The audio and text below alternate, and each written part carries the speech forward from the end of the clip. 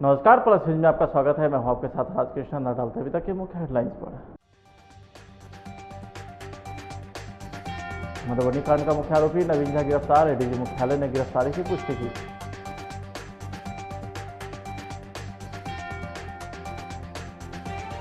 तेजस्वी का दावा, पूर्व मंत्री विनोद नारायण झा और पुलिस अधिकारी के कॉल रिकॉर्ड में छिपा है मधुबनी नरसंहार का राज।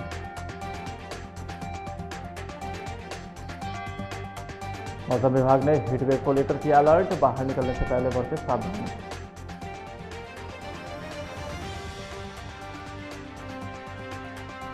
और बिहार में कोरोना का कहर जारी, नए मामला पटना में सबसे ज्यादा। अब खबर विस्तार से। मधुबनी कांड का मुख्य आरोपी प्रवीण झा को पुलिस ने गिरफ्तार कर दिया है। बिहार पुलिस मुख्यालय ने गिरफ्तारी की पुष्टि की। एडीजी मुख्यालय ने गिरफ्तारी की पुष्टि करते हुए बताया कि नेपाल बॉर्डर से प्रवीण झा को गिरफ्तार किया गया है। प्रवीण झा की गिरफ्तारी पुलिस के लिए एक बहुत बड़ी चुनौती थी। कुछ दिन पहले ही प्रवीण झा ने मधुबनी नरसंहार किया था, जहां एक ही परिवार के 5 लोगों की हत्या कर दी थी।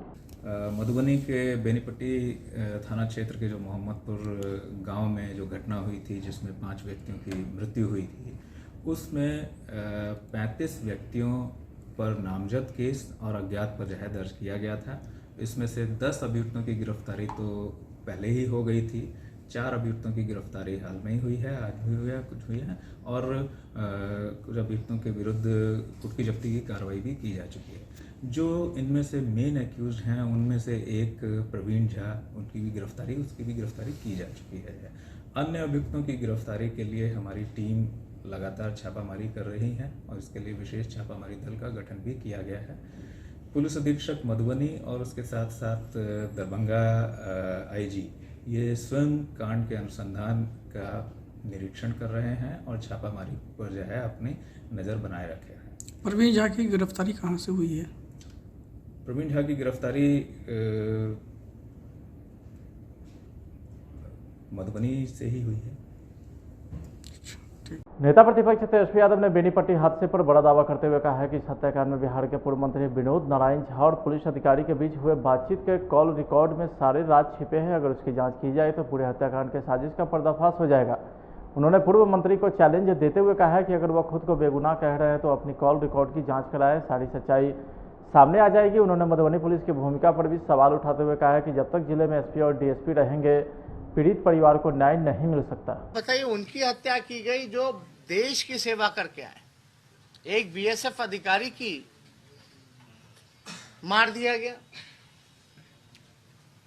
एक आर्मी से बिहार रेजिमेंट के रिटायर्ड उनके परिवार के 3 लोगों को मार दिया गया, एक बेटे को झूठे मुकदमे में फंसाया गया। हम ये जानना चाहते हैं कि जिस पे शक है परिवार के लोगों का, जो संरक्षण दे रहा है अपराधियों का, जो पुलिस अधिकारी, उसी को जो है जांच का जिम्मा नीतीश कुमार जी ने दिया है। अब जो खुद कल्प्रिट है वो कहां से फेयर इन्वेस्टिगेशन कर सकता है? कहां से उस पीड़ित परिवार को न्याय मिलेगा? और बड़ा दुर्भाग्यपूर्ण है, अगर बिहार के मुख्यमंत्री कहते हैं कि विपक्ष के लोग पब्लिसिटी कर रहे हैं, उनको पता होना चाहिए कि हमारे 75 एमएलए हैं, उनके 40 है, और जो कह रहे हैं कि भाई पब्लिसिटी करना। आप जो है बिहार पटना से एक जिला से बाहर आप निकलते नहीं है, आप पीड़ितों के आंसू नहीं पोंछ सकते हैं, आप उनको दिलासा नहीं दिला सकते, भरोसा नहीं दिला सकते न्याय का, तो क्या विपक्ष हाथ पे हाथ धरे बैठेगा? मुख्यमंत्री जी क्यों नहीं गए? 2 डिप्टी चीफ मिनिस्टर है, वो क्यों नहीं गए? इतने बड़ी घटना हो गई। अब इसमें जब परिवार के लोगों से हमारी बात हुई तो एक दिन पहले, होली के एक दिन पहले, वहां के जो स्थानीय विधायक हैं विनोद नारायण झा, जो बिहार सरकार में पूर्व मंत्री हैं, वो भी वहां एक दिन पहले कई लोगों के साथ, जो प्रवीण है, जो उनका संगठन लंका, ये रावण सेना जो चलता है, उनके साथ बैठकर की मीटिंग की गई है, जो कि हमको परिवार के लोगों ने बताया। और इसमें पूरा इन्वॉल्वमेंट जो संरक्षण देने का काम किया गया उस संगठन को, उस व्यक्ति को जिसने नरसंहार कराया, उसके जो हेड हैं, जो गुरु हैं, वो विनोद नारायण झा हैं। आप देखिएगा यही गोपालगंज में कौन किसका विधायक, चंपारण में जो हत्या की गई परिषद का, वो किसका विधायक, जेडीयू का। गोपालगंज वाले जेडीयू के विधायक। मुंगेर से AK-47 मिलता है कौन भैया, तो जदयू के। अभी शराब कांड जिसके यहाँ पकड़ा गया जो मंत्री, कौन भैया, रामसूरत राय, उनके भाई अब तक गिरफ्तार नहीं हुए, कौन भाई, बीजेपी का। ऐसे सैकड़ों उदाहरण हैं जहां नीतीश कुमार जी अपराधियों को पूरी तरीके से संरक्षण दे रहे हैं। इतने बेबस, इतने लाचार मुख्यमंत्री दिख रहे हैं, इंटरेस्ट उनका है ही नहीं। बिहार के लॉ एंड ऑर्डर को मेंटेन करने में उनका इंटरेस्ट नहीं है। उनका एकमात्र इंटरेस्ट है कि उनकी कुर्सी कैसी बची रहे। हम वहां जाकर के पीड़ितों का आंसू पोंछ रहे हैं और यहां मुख्यमंत्री जोड़ तोड़ में लगे हुए कि भैया कुर्सी कैसी बची रहे। और मुख्यमंत्री अपने बयान में कहते हैं किसी को पता है कि हम क्या क्या करते हैं, क्या काम करते हैं। यही काम है ना मुख्यमंत्री का, क्या बैठ करके जोड़ तोड़ अपना कुर्सी बचाते रहे। इतनी घटनाएं हो रही है बिहार में, कहीं आज तक नहीं दौरा मुख्यमंत्री का। बल्कि नीतीश कुमार के मंत्री, जब हमारे विधायक सब लोग जब पहुंचने लग गए मधुबनी, उसके बाद कई मंत्री लोग, एक आध मंत्री भी गए, उन्होंने कहा कि नरसंहार है। नीरज बबलू, उन्होंने कहा कि नरसंहार है। मुख्यमंत्री अभी भी खामोश, कोई टिप्पणी नहीं। पुलिस अपना काम देख रहा है। उनका था कि भाई यहाँ सुशासन का राज है, यहाँ तो पूरी तरीके से राक्षस राज आ गया। रावण सेना काम कर रही है और एडमिनिस्ट्रेशन को, लोकल एडमिनिस्ट्रेशन को पता ही नहीं कि रावण सेना है कि नहीं। बिहार में क्या हो रहा है मुख्यमंत्री को पता ही नहीं चलता है। कभी कहते हैं कि अखबार पढ़ते ही नहीं है, कभी कहते हैं कि अखबार में देखा। यह बिहार के मुख्यमंत्री या तो एकदम ही इज नॉट एक्टिव, इसका मतलब यही, या तो उनको कोई इंटरेस्ट नहीं है, या तो वो इस मामले से बचना चाहते हैं क्योंकि उनके पास कोई जवाब नहीं है, क्योंकि उनके अंडर होम मिनिस्ट्री है और पुलिस डिपार्टमेंट है।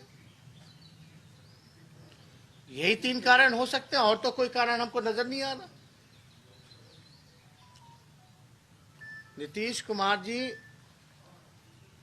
पूरी तरीके से फेल हो चुके हैं। बिहार में अप्रैल की शुरुआत होते ही अधिकतम तापमान में वृद्धि होने लगी है। हालात ऐसे बन गए हैं कि दिन में घरों से निकलना मुश्किल हो गया है। अधिकतम और न्यूनतम तापमान में दुगना से ज़्यादा का अंतर हो गया और पिछले 5 दिनों से अधिकतम तापमान सामान्य से 4 डिग्री ऊपर रह रहा है। इसी वजह से मौसम विभाग ने बिहार में हीट वेव को लेकर अलर्ट जारी कर दिया है। मौसम वैज्ञानिक की माने तो तापमान में तेजी से वृद्धि हो रही है, ऐसे में लू का खतरा भी बढ़ रहा है। अप्रैल के पहले सप्ताह में ही इस भीषण गर्मी को देखकर मौसम विभाग का अनुमान है कि आने वाले समय में गर्मी कई साल का रिकॉर्ड तोड़ सकता है। मुजफ्फरपुर जिले में बढ़ रहे कोरोना संक्रमण के मामले सबको डरा रही है, तो वहीं जिले में कहीं भी कोविड-19 का पालन नहीं हो रहा है। तस्वीरें मुजफ्फरपुर के औड़ाई से है, जहां महावीरी झंडा मेला का आयोजन सकड़ा के मछली मलंग स्थान के समीप 11 दिवसीय कथा प्रवचन का आयोजन और सकड़ा में ही आयोजित चौराहा मल की जयंती समारोह की है। आम लोगों को ना तो खुद का ना ही अपने परिवार का ख्याल है। अगर इस भीड़ में कोई पॉजिटिव व्यक्ति का संपर्क हुआ तो समझ सकते हैं संक्रमण मुजफ्फरपुर में कैसा रूप ले सकता है। अगर इस बात को किसी की फिक्र तक नहीं है, चाहे आम हो या खास, सभी लोग मानने को तैयार नहीं है। मुजफ्फरपुर डीएम प्रणब कुमार ने बताया है कि बीते सप्ताह से कोरोना की दूसरी लहर में कई नए केस सामने आए हैं। एक्टिव केस की संख्या सबसे ज़्यादा है। जिला प्रशासन के द्वारा कोविड-19 सेंटर भी तैयार कर दिया गया है ताकि ज़रूरत पड़ने पर उसका उपयोग हो। लेकिन डीएम ने खुद कहा है कि प्रशासन के साथ सभी लोगों को आगे आना होगा और अपनी जिम्मेवारी और भूमिका समझनी होगी। दूसरी लहर दिख रही है और पिछले एक सप्ताह में कई नए केसेस कोरोना के हम लोगों के सामने आए हैं। उसको लेकर के सारी तैयारियां शुरू कर दी गई हैं और सबसे पहले तो हम लोगों ने टेस्टिंग को काफ़ी बढ़ा दिया है। करीब 5000 टेस्ट 4 से 5000 टेस्ट प्रतिदिन कराए जा रहे हैं और आइसोलेशन में होम आइसोलेशन वाले केसेस में हम लोग यहाँ कंट्रोल रूम से फ़ोन करा रहे हैं उनकी, और ज़रूरत पड़ने पर उनको यथासंभव जैसी आवश्यकता है उस हिसाब से उनको सजेशंस भी उपलब्ध कराए जा रहे हैं। और हम लोगों ने CCC कोविड केयर सेंटर को भी एक्टिवेट कर लिया है। यदि आवश्यकता पड़ने पर वहाँ पर लोगों को भर्ती कराया जा सकता है। लेकिन सबसे बड़ी बात है कि साथ ही साथ वैक्सीनेशन भी आरंभ हो गया और हम लोगों ने अब तक 1,20,000 से भी ज़्यादा लोगों को वैक्सीनेट कर दिया है। और वैक्सीनेशन का कार्य लगातार विभिन्न पंचायतों में, शहर में चलाया जा रहा है और आने वाले दिनों में हम लोग इसको और ज़्यादा तेज़ करने के लिए कटिबद्ध हैं। अभी करीब 12 से 14,000 लोगों को एक दिन में हम लोग वैक्सीनेट कर रहे हैं।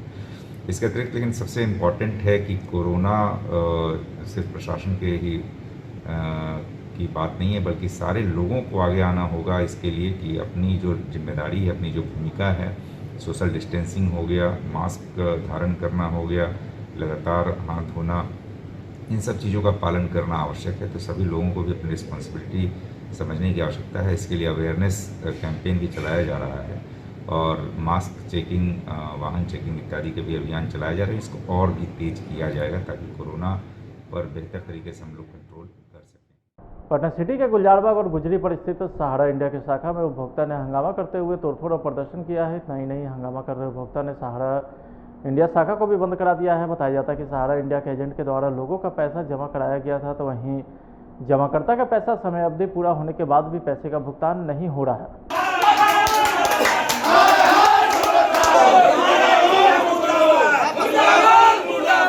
भुगतान मांग है, जमाकर्ता भुगतान से पीड़ित है। किसी का शादी ब्याह नहीं हो रहा है, किसी का बाल बच्चा माने कि स्कूल में नहीं दाखिला हो रहा है। 2018-17 से जो बरगलाया जा रहा है, यहाँ रिश्वत लेकर के भुगतान किया जाता है।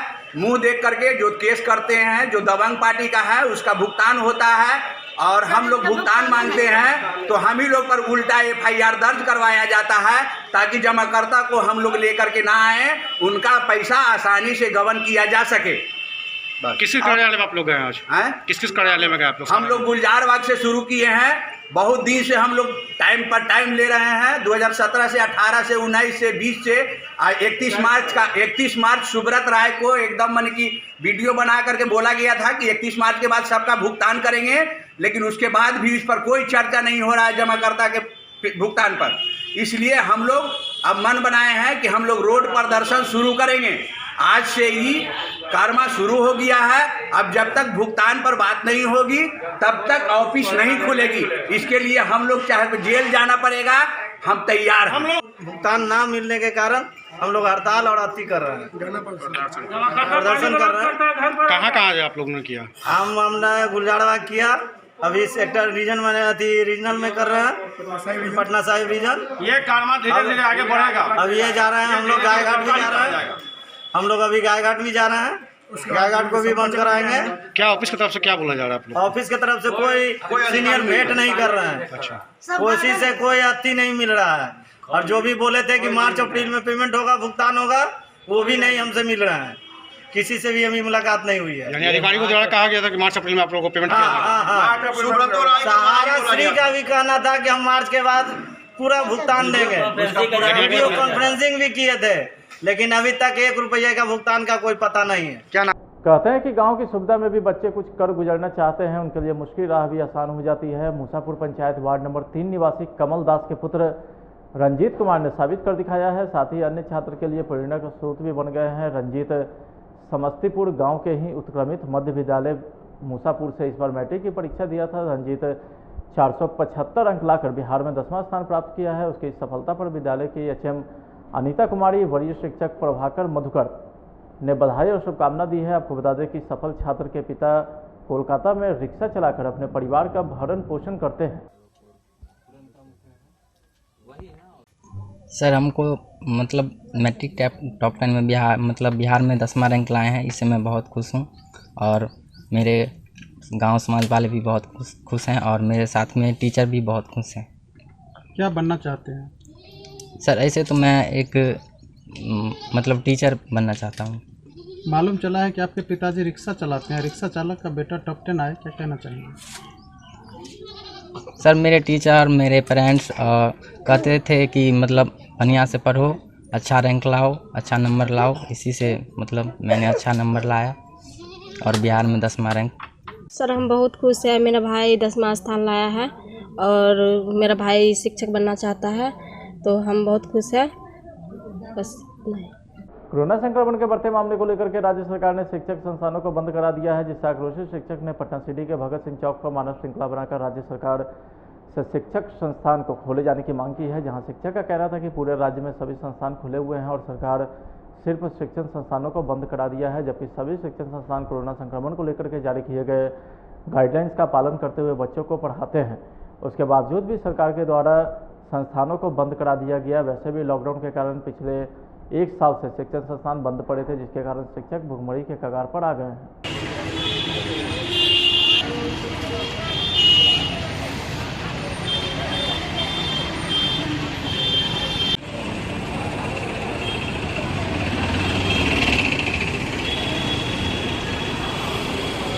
वो भी बाजार में जाते हैं, वो वहाँ से होके वो घर में ही आते हैं। संक्रमण से बचने की जहाँ तक बात है तो सबको बचना है, सबको इसके लिए ख्याल करना है। बाज़ार में भी सेफ्टी होनी है तो स्कूल में भी सेफ्टी रखा जाएगा।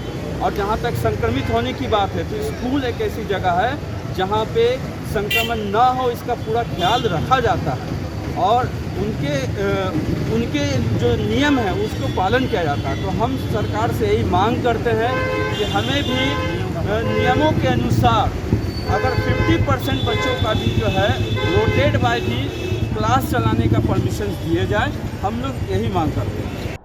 भीषण गर्मी और चिलचिलाती धूप में मानव हो या फिर पशु पक्षी सभी को ठंडे जल की तलाश रहती है। लोगों के लिए जगह जगह प्याऊ और नल के साथ पानी की समुचित व्यवस्था भी मिल जाती है, लेकिन पक्षियों को पानी के लिए कड़ा संघर्ष करना पड़ता है। ऐसे में लोगों की जिम्मेवारी है कि वे पक्षियों के लिए दाना पानी की उचित व्यवस्था करें, ताकि खुले आसमान और धूप में भ्रमण करने वाले पंछी को राहत मिल सके।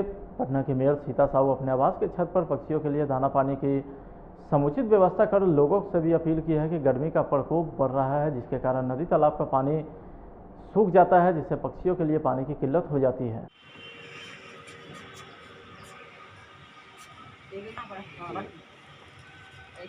मैं पटना नगर वासियों से पटना सीता साहू बोल रही हूँ।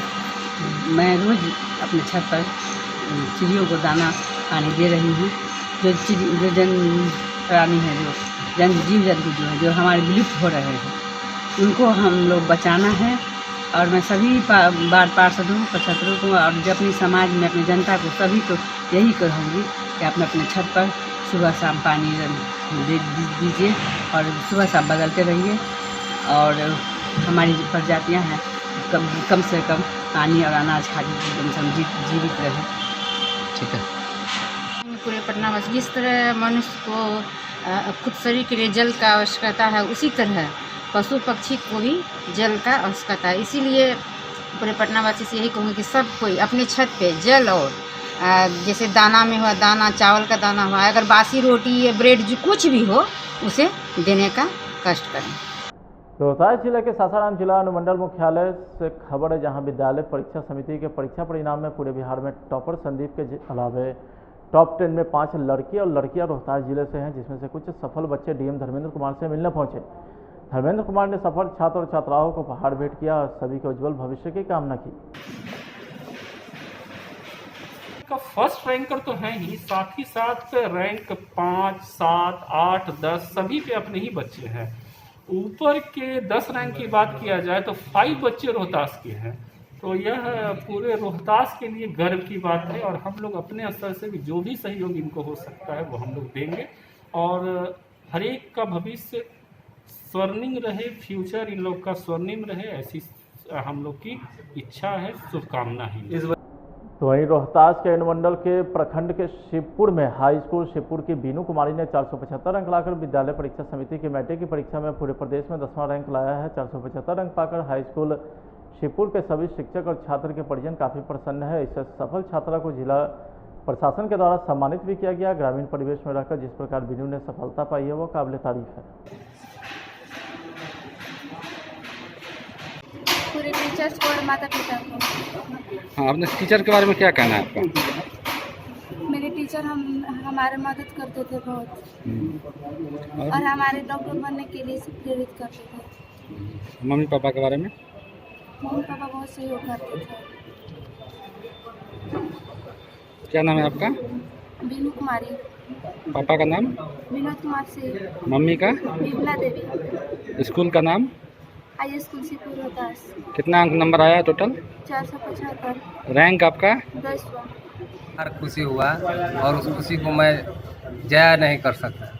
और ये जो खुशी, जो प्रथम स्थान जब मिलता है किसी को, तो वो व्यक्ति ही जानता है कि उसकी खुशी की क्या अनुभूति होती है। चाहे उसके गार्जियन हो, चाहे उसके टीचर हो, चाहे उस स्कूल के हेडमास्टर हो। तो ये शुरू से पढ़ने में तेज थी? अब जी, शुरू से ही पढ़ने में तेज थी। क्लास में भी कैसा परफॉर्मेंस था? क्लास में भी परफॉर्मेंस अच्छा था। क्लास टीचर लोग बोलते थे, ये मैथ टीचर हैं, ये हमेशा बोलते थे कि सर ये अच्छा रैंक लाएगी। अच्छा। इसी चलते हम लोग इसको अच्छा से, जब प्रैक्टिकल का एग्जाम हो रहा था तो फुल में फुल हम मार्क्स दिलवाएं कि नहीं भाई ये टॉप करेगी। रोहतास संग्रहालय के समक्ष लगाए गए फुटपाथ पर दुकान को अतिक्रमण हटाओ अभियान के तहत खाली कराया गया था। सासाराम के नगर परिषद क्षेत्र में यह अभियान चलाया गया था। इस दौरान नगर परिषद के कार्यपालक पदाधिकारी अभिषेक आनंद तथा सहायक अनुमंडल पदाधिकारी फिरदौस कुरैशी ने इस अभियान का नेतृत्व किया। यहाँ पर कलेक्ट्रेट के सामने जितने भी दुकानदार हैं जो मतलब सरकारी जमीन पे जबरदस्ती का अतिक्रमण करते थे, चाय बेचते थे और भी सामान बेचते थे, साथ में ठेला वाले जो फल सब्जी बेचा करते थे, इससे बहुत सारा समस्या नगर में होता था। जिससे ऐसे कि लोग गाड़ियों को खड़ा करने के बाद यहाँ चाय पीने के लिए गाड़ी खड़ा कर देते थे, इससे जाम की समस्या होती थी। तो जिला पदाधिकारी के निर्देशानुसार हम लोगों ने आज अभियान चलाया है और जितने भी अतिक्रमणकारी हैं उनको हम लोगों ने हटा दिया है और साथ में हम लोगों ने 7-8 ठेले को पकड़ के फाइन भी किया। बिहार में कोरोना के नए मरीजों के मिलने का सिलसिला लगातार जारी है। बिहार में कुल 1100 से ज़्यादा केस सामने आए, जबकि 2 लोगों की मौत इलाज के दौरान हो गई है। नए केस आने के बाद पटना में अब संक्रमित की संख्या बढ़ गई है। पटना में सबसे ज़्यादा 486 नए कोरोना मरीज मिले हैं। ऐसे में बिहार में कोरोना के एक्टिव मरीज की संख्या लगभग 5000 पहुँच गया है। जहानाबाद में 54 और गया में 41 नए कोरोना पॉजिटिव मरीज मिले हैं। कर्मचारी चयन आयोग के स्टेनोग्राफी पद पर बहाली को लेकर के शारीरिक परीक्षा में बायोमेट्रिक जांच के दौरान 11 अभ्यर्थी की गिरफ्तारी हुई। दरअसल 25 दिसंबर 2020 को बिहार कर्मचारी चयन आयोग की लिखित परीक्षा ली गई थी। तो वहीं इस मामले को लेकर के अभ्यर्थी के परिजन ने हवाई अड्डा थाना का घेराव कर हंगामा करते दिखे। दर्जनों की संख्या में पहुंचे अभ्यर्थी के परिजन ने कहा कि उन्हें उनके बच्चों से मुलाकात नहीं करने दिया जा रहा है। आपको बताते चले कि बायोमेट्रिक जांच में फिंगरप्रिंट मैच नहीं होने पर फर्जी अभ्यर्थी को गिरफ्तार किया गया था, जिसके बाद अभ्यर्थी परिजन थाना पहुंचकर हंगामा करते दिखे और उन्होंने फिर से निष्पक्ष जांच करने की मांग की। नहीं दिया जा रहा है, बताइए। कल से बच्चा भूखे प्यास से तड़प रहा, रो रो के भाई लोग के मम्मी को फोन कर रहा है, नहीं उससे मिलने दिया जा रहा है। क्या किसी का कुछ किया है? हम लोग जो मिलने भी नहीं दिया जा रहा है। यही मांग है, मेरे बच्चा को छोड़ा जाए, बस छोड़ा जाए। यही गलत है तो आप लोग कीजिए, कोई गलत जांच हो, गलत नहीं है, निष्पक्ष जांच हो। परीक्षा हॉल में होता है तो। बड़ी खबर औरंगाबाद से है, जहां एक बार फिर से तेज रफ्तार का कहर देखने को मिला है। तेज रफ्तार हाईवा और स्कॉर्पियो की भीषण टक्कर में 2 लोगों की जान चली गई। तो वहीं एक शख्स गंभीर रूप से जख्मी बताया जा रहा है, जिसे इलाज के लिए पटना रेफर कर दिया गया है। फिलहाल आज की खबर में इतना ही। आप देखते हैं प्लस न्यूज। नमस्कार।